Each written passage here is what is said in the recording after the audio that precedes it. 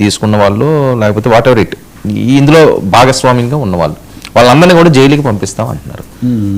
జైలుకి పంపించే పరిస్థితి ఉంటుందా రాజ్యాంగంలో, లేకపోతే అది వస్తే మేము రద్దు చేస్తాము అనడం అది వేరేది. అసలు జైలుకి ఆయనే పంపించేస్తాను అని చెప్పి హెచ్చరించడం వెనుక అంటే చాలా రోజులుగా రాజకీయ నాయకులు జైల్లో ఉంటాము, ఊచలక్క పెడతాము, చిప్పకూర తింటాము, ఇటువంటివి వాడడం మా పరిపాటిగా మారింది. కాకపోతే నిన్న పీపీపీ దీనికి సంబంధించి ఈ పదం వాడటం జగన్మోహన్ రెడ్డి అది అందరి దృష్టికి వచ్చింది. అంటే జైలుకు పంపించడం అనేది ఇప్పుడు చంద్రబాబును అరెస్ట్ చేసి జైలుకు పంపించినందువల్లే జగన్ ఓడిపోయాడు, అది పెద్ద మైనస్ పాయింట్ అయింది అనేది కదా లెక్క. ఇప్పుడు ఎవరిని పంపిస్తా అంటున్నాడు అనేది ఒక పెద్ద ప్రశ్న.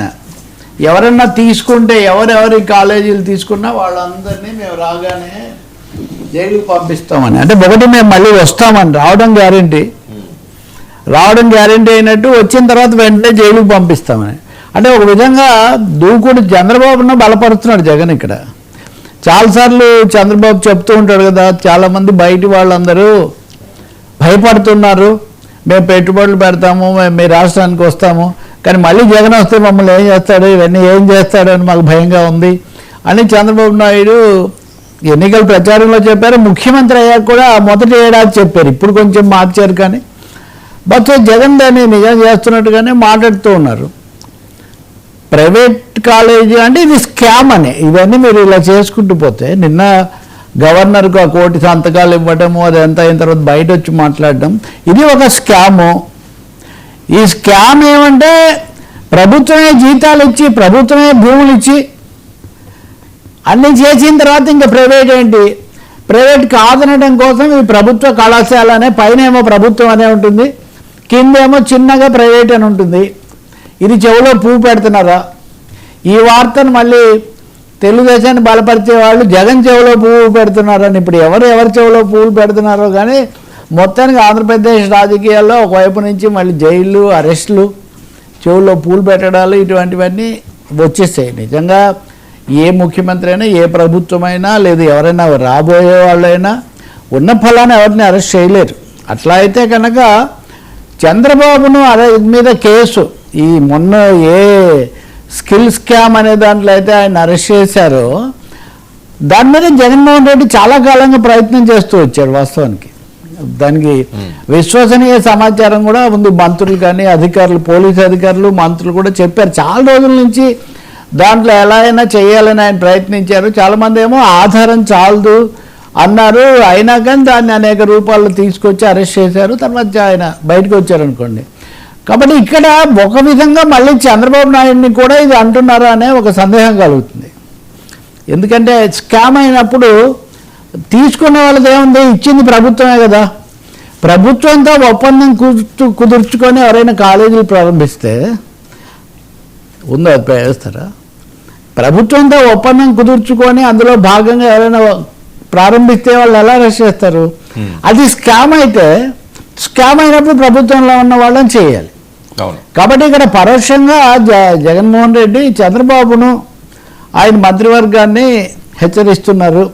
మళ్ళీ పాత అస్త్రము, జైలు అస్త్రము బయటికి తీస్తున్నారు అనుకోవాలి. ఆ విధంగా చూస్తే నేర్చుకోలేదా? గతసారి అరెస్ట్ చేసినందువల్ల, 59 రోజులు జైల్లో ఉంచినందువల్ల కలిగిన ఫలితాలు ఆయన మళ్ళీ ఆహ్వానిస్తున్నారా అనే ఒక సందేహం కూడా కలుగుతుంది. నిస్సందేహంగా ప్రైవేటీకరణ, ప్రభుత్వ కళాశాలలు, ఆ భూములు అవన్నీ ప్రైవేటీకరించడం అన్నదాన్ని వ్యక్తిగతంగా నేను వ్యతిరేకిస్తాను, చాలామంది వ్యతిరేకిస్తున్నారు, అది వేరే విషయం. ఆ విధానపరంగా అది సరికాదు అని. కానీ దానికి విరుగుడు ఏమంటే మేము జైల్లో పెడతాము, అరెస్ట్ చేస్తాము అని చెప్పడం అనేది ఎలా సాధ్యం తెలీదు. అది ఒక అస్త్రంలాగా ఆయన ఉపయోగిస్తున్నట్టు కనిపిస్తుంది. దీనికి విరుగుడుగా మీరు చూస్తే కనుక సత్యకుమార్, ఆయన కూడా ఆరోగ్య శాఖ మంత్రి కదా, ఆయన ఒక మాట అంటున్నారు. ఏమనంటే మోదీ, కేంద్ర ప్రభుత్వం కూడా పీపీపీ విధానాన్ని బలపరుస్తున్నాయి, మీరు మోదీని ఏం చేస్తారు అని. అంటే ఇక్కడ ఇది చంద్రబాబు వర్సెస్, ఇప్పుడు చంద్రబాబు వర్సెస్ జగనే కాదు, మోదీ వర్సెస్ జగన్ అన్న స్థాయిలో దీన్ని ప్రజెంట్ చేసే ప్రయత్నం కూడా మంత్రివర్గ సభ్యులు, అందులో ముఖ్యంగా సంబంధిత శాఖ మంత్రి చేయడం మనకు కనిపిస్తుంది. సో ఇక్కడ పీపీపీ విధానాన్ని సమర్థించుకోవడానికి చేస్తున్న ప్రయత్నం ఒకటైతే, ఆ పేరుతో జగన్ పూర్తిగా పక్కదోవ పట్టిస్తున్నాడు, అందరినీ హడలు కొడుతున్నాడు. ఎలా చేస్తాడు అని వీళ్ళు ఎదురుదాడి చేస్తున్నారు. అందుకే వేడెక్కుతున్న ఆంధ్రప్రదేశ్ రాజకీయం అనడం దానివల్లనే ఒక్కసారిగా ఇదైంది. నిన్ననే కలెక్టర్ల సమావేశాలు ఇవన్నీ జరిగాయి. అక్కడ చంద్రబాబు నాయుడు కూడా మాట్లాడారు కదా. అందుకని అందరూ వేడి పెంచాలి, మామూలుగా కాదు. ఇది రాజకీయ వివాదము, అప్పులకు సంబంధం ఏ అంశమైనా తీసుకోండి, అప్పుల లెక్కలు తీసుకోండి, లేకపోతే ఇతర అంశాలు తీసుకోండి, నోటీసులు, కేసులు, తిరుపతి, పరకామణి, ఏదైనా తీసుకోండి. వేడి మా సవాల్ మీద సవాల్ అన్నట్టుగా తయారైంది. హైకోర్టు కూడా నిన్ననే హెచ్చరిక చేసింది. ఉదాహరణకు పరకామణి ఆ విషయంలో పూర్తి బాధ్యత టీటీడీ తీసుకోవాలి, టీటీడీ బోర్డు సభ్యులు తీసుకోవాలి. ఇట్లా చేస్తే ఎట్లా అని అక్కడ కూడా అరెస్టే. ఎప్పుడు మిమ్మల్ని అరెస్ట్ చేస్తామంటే మిమ్మల్ని అరెస్ట్ చేస్తాం, చేసిన వాళ్ళేమో బయటకు వస్తున్నారు. కాబట్టి జగన్మోహన్ రెడ్డి నిన్న ఏమైంది, ఇప్పుడు మెడికల్ కాలేజీలు విధానపరమైన అంశాలు పోయి ఇప్పుడు ఎలా అరెస్ట్ చేస్తావు, జైల్లో పెడతావా, అసలు నిన్నే పెడతాము, ఈ పరిస్థితి వస్తూ ఉందన్నమాట. ఈ వేడెక్కి ఎక్కి ఎక్కడికో దారి తప్పిపోతూ ఉంది ఇంక ఈ చర్చ మళ్ళీ. ఇంకా సంతకాలు మోసం, ఆ సంతకాలు అబద్ధం అని కొంతమంది ఆ సంతకాల మీద పరిశోధనలు ప్రారంభించారు. ఇంకో మాట అన్నారు చంద్రబాబు, అసలు జగన్ కేంద్రాన్ని పక్కదోవ పట్టించారు.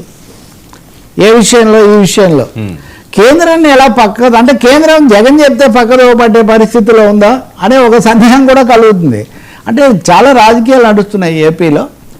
కానీ నిన్న అయితే వైసీపీ వాళ్ళ మటుకు భారీగా చేశాము, దీనివల్ల మనకు మంచి ఊపు వచ్చింది, మైలేజీ వచ్చింది, దీన్ని తీసుకోవాలి అనే దీంట్లో ఉన్నట్టు కనిపిస్తుంది స్పష్టంగా. దాని క్లైమాక్స్ ఫినిషింగ్ టచ్ ఏంటంటే జైల్లో పెడతాము.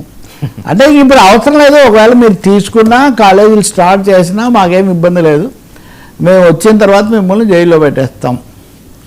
ఎవరెవరు మరి ముందుకు వస్తారో లేదా జైల్లో ఎలా పెడతారో చూడండి అని ఇప్పుడు వాళ్ళు వచ్చి సవాల్ చేస్తే, ఇప్పుడు మెడికల్ కాలేజీలో వైద్యం చెప్పడం మానేసి ఇప్పుడు సవాళ్ళు విసరాలి. సరే ఈయన 29కి కదా, సరే ఒకవేళ వస్తే అప్పుడు చేస్తారు, ఇంకా 3.5 సంవత్సరాలు ఉంది కదా. అందుకే నేను చెప్పేది అంటే ఇప్పుడే అంత భయపడి, అదే నేను అంటుంది, అంత భయపడిపోయి ఇప్పుడు పాడుకునే వాళ్ళు, ఇప్పుడు తీసుకునే వాళ్ళు కూడా అంటే అప్పటిదాకా ఆగరు కదా వీళ్ళు కూడా. ఇప్పుడే నేను తీసుకుంటాను అని ఒక వర్మ వెళ్తారు అనమాట. నేను తీసుకుంటాను, ఏం చేస్తావో చెయ్యి, అరెస్ట్ చేస్తావా, ఎలా చేయని. నిజమే మీరు అన్నట్టుగా నేను 29లో అరెస్ట్ చేస్తానంటే సరే అప్పుడే చూసుకుందాము అనేది వస్తుంది కదా. అందుకనే ఇది ఒక అస్త్రంలాగా, ఆయుధంలాగా వాడడం తప్ప దానికి ఏమీ రాజకీయమైన ప్రాధాన్యత లేదు. అయితే మెడికల్ కాలేజీలకే కాదు, ఇది ఒక విధంగా ఆయన పరోక్షంగా అందరికీ దాని మీద ఒక వార్నింగ్ ఇస్తున్నారు. మేము వస్తాము, వచ్చిన తర్వాత ఇప్పుడు ఎవరెవరు ఏమేమి తీసుకున్నారో, ఎవరెవరు ఏమేమి వ్యాపారాలు, ప్రైవేటీకరణలు ఇవన్నీ తీసుకున్నారో మీ అందరి మీద మేము రేపు పొద్దున కత్తి జుడిపిస్తాము అని చెప్తున్నారు అనమాట. సార్ భూమాఫియా, పోలీసుల అసత్వం, పవన్ మళ్ళీ అసంతృప్తి, ఇలాంటిదే మళ్ళీ పవన్ కళ్యాణ్ ఇది మళ్ళీ చిన్న ట్విస్ట్. మొన్న చెప్పా కదా నేను, కొంచెం ఆయన పోలీసుల దీనికి వెళ్ళి హోంశాఖ వాటి గురించి మాట్లాడి అంతకుముందు హోంమంత్రి మీద లేకపోతే హోంశాఖ మీద అసంతృప్తి వెలిబుచ్చేవాళ్ళు.